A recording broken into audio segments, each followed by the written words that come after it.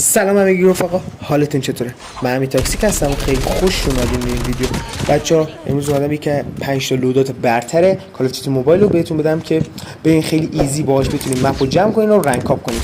بعد گایز اینو بهتون توضیح بدم که داخل رایفلا که طبق معمول 117 رتبه 1 داره.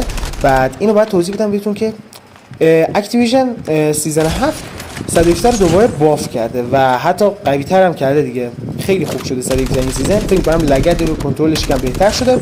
بعد این توضیح بدم بهتون که داخل شاتگانا میتونم اینو بهتون توضیح بدم که بچه‌ها کیارن بزنید، واقعا کیارن بزنید. واقعا نمیدونم برای چی همه اچ اس میکشن. اچ اس نمیندازه به اون صورت. این اتچمنتی که داخل این ویدیو گذاشتم حتما بشین رو کیارن باش بزنین. البته اتچمنت اچ اس هم گذاشتم براتون واسه اون اچ اس زنایی که دیگه فقط میتونن اچ اس بزنن. اونا واسه اونا بچه‌ها اتچمنت گذاشتم. بعد این توضیح بدم بهتون که دیگه اتچمنت اس ام جی هم واسه اس ام جی پلیر رو آوردم. اس ام جی خدا خیلی راحت میتونین باهاش مپ رو جمع کنین.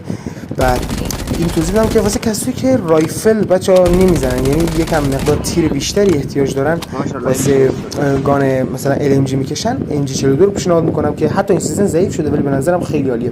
این از اتچمنت اچ اس که بریم باهاش مپ رو جمع کنین. خیلی گان خوبیه.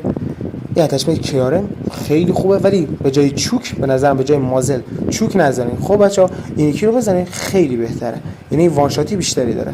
بعد اتچمنت اس ام جی رو میخوام بهتون بگم بچا مکتن البته قبلش اسنایپ بهتون بگم رفقا حواسم نبود. اسنایپ بچا دی ال بزنین. این اتچمنت مخصوص فست اسکوپ. اگه خواستین واسه فست اسکوپ نخواستین واسه ریجستر خوب خواستین نه اچ دی آر بزنین دیگه. اچ دی آر هم که خودتون میدونین خیلی ریجستر بهتر داره.